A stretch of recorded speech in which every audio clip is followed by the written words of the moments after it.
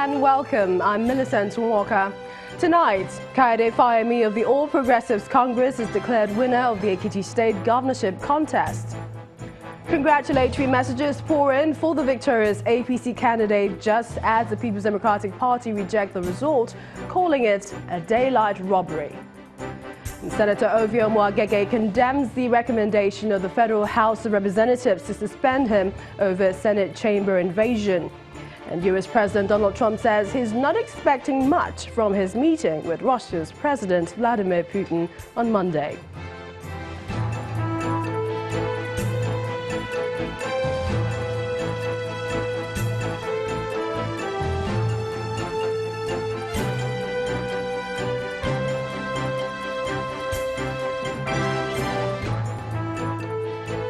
We begin tonight with the keenly contested poll in Ekiti State, which saw the candidate of the All Progressives Congress, Dr. Kayode Fayemi, emerge winner in the state governorship election. The election, which held on Saturday in the 16 local government areas of the state, saw over 30 parties and candidates vying for the state's #1 seat. It was also adjudged largely peaceful by election observers. The INEC Chief Returning Officer, Professor Owari, who announced the results of the election in Ado-Ekiti, the Ekiti State capital, declared Dr. Fayemi winner, having polled a total of 197,459 votes to defeat his closest rival and candidate of the People's Democratic Party, Professor Kolapo Olushola, who polled 178,121 votes. I, Professor Owari, Vice Chancellor, University of Ibadan, hereby certify that I am the returning officer for the Ekiti State governorship election held on the 14th day of July 2018. That the election was contested. That the candidates received the following votes: Jacob Abiodun Aluko, 250 votes. Of A, the political party is A. Comrade Shola Omolola, AA, received 41 votes. John Kayode Fayemi of APC received 197,459. Olushola Kolapo Olubumi of PDP received 178,121 votes. 178,121 votes. John Kayode Fayemi of the APC, having satisfied the requirements of the law and scored the highest number of votes, is hereby declared the winner and is returned elected. Signed by my uncle self, Owari, dated this 15th day of July, year 2018. In the meantime, the major players in the election are already reacting to the results of the poll. While the APC candidate, Kayode Fayemi, is thankful to all his supporters, his major contender in the race, Kolapo Olushola, and his party, the PDP, are faulting the outcome. The PDP says the arrest of its members, buying of votes and intimidation by security agencies marred the Ekiti State governorship election.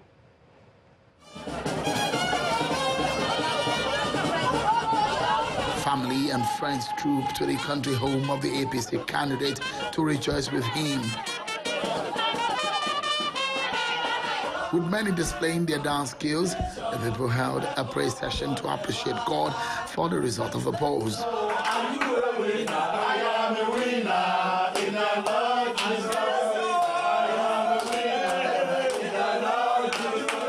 His victory at the polls is a demonstration that the institutions in Nigeria are functioning and Nigeria's democracy is working.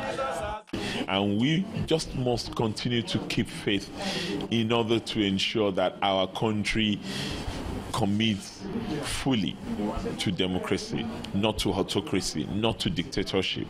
And that's why the will of the people is so important. The ruling party in the state is not in any way at home with the outcome of the exercise. The PDP says arrest of its members, buying of votes, and intimidation by security agencies marred the Ekiti State governorship election. INEC on its own part reneged on its promise to have results counted, declared and pasted on the wall of each polling station. There was nowhere INEC transmitted results from the polling centers as earlier promised. Ballot boxes were illegally moved to INEC offices while our agents were disallowed from following the process. Election observers are already analyzing the conduct of the election and its outcome. Their observation will be very crucial for the forthcoming elections. We call on INEC to improve on access to polling units for persons living with disabilities, the elderly, pregnant women, and nursing mothers. We also call on INEC to improve on the secrecy of the balloting process as a means of addressing vote buying. The incidence of vote buying and voter inducement during elections undermines political legitimacy and makes a mockery of our democracy. This growing trend needs to be abated ahead of subsequent elections. The nation's fountain of knowledge has been under the spotlight for several weeks now. The future beckons. A new era is in the works, and the election of Saturday will have its place in history. INEC and security agents must have learned their lessons, and perhaps the people of Ekiti State. Seun Okimaloye reporting for Channels Television News. And not only those in the state, the national leadership of the People's Democratic Party PDP is also rejecting the result, which it has described as daylight robbery. PDP's National Publicity Secretary Kola Olobodiyan, who gave the party's position in Abuja today, says the results from the polling units differ significantly from the ones announced by the Independent National Electoral Commission, INEC.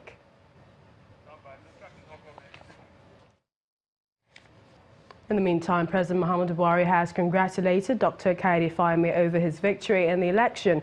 The president also commended the party supporters for the hard-fought victory and for carrying out a dignified campaign. In a message through his media aide, the president urged the governor-elect and APC members to be magnanimous in victory as the incoming administration prepares to unfold a new lease of life for the people of Ekiti State through purposeful and responsible governance. The president also praised the Independent National Electoral Commission, INEC, for adequate preparations and the security agencies for creating the right atmosphere for the conduct of the polls. While thanking local and international monitors for their vigilance towards the exercise, the president says, quote, "In all, the people of Ekiti State have spoken loud and clear, and democracy has won again," end of quote.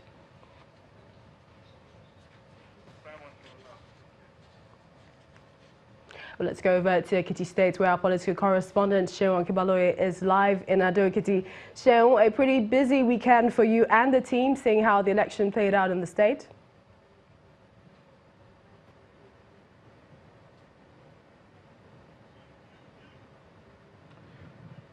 Thank you so much, and welcome to Ado-Ekiti, the capital of Ekiti State. I have joining me on the news at 10, the governor-elect of Ekiti State, Dr. Kayode Fayemi. Thank you so much, and welcome to the news at 10. Thank you, Seun, for having me. Congratulations on your victory at the polls today. Thank you. Let me begin by asking, you said that your mission is to come and reclaim the land. What exactly is your agenda returning back to power? Well, Seun, thank you very much for asking the question. I had already explained that there is unfinished business. The clock of progress, the clock of development stopped in Ekiti in October 2014. So coming back is just restarting the clock, revving it up, and getting it back to a developmental trajectory. Because what we've witnessed here in the last 4 years is arrested development. And when I say reclaiming the land, it's not just about physical reclamation of any land. It's about reclamation, restoration of the values of our people. It's the return to decency, the return to decorum, it's a return to dignity, the return to a sense of self-worth and self-respect. It's a return to respect for our elders and traditional institutions. It's a return to seriousness in governance. So what does this victory mean for you and your party, the APC? Well, this victory means for us at the micro level, at the Ekiti State level, a determination by our people to really have governance on a serious level back in Ekiti State. On a much more macro national level, this victory means that the propaganda out there about our party being the party of ethnicists and tribalists and people who are just interested in a particular section of the country is not selling to the ordinary Nigerian. That's why Ekiti people have shown faith by returning us back to office. Your opponents say they are going to court. Are you afraid of that move?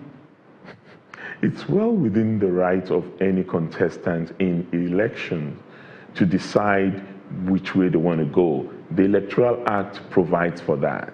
Election is a first stage, and it's a process.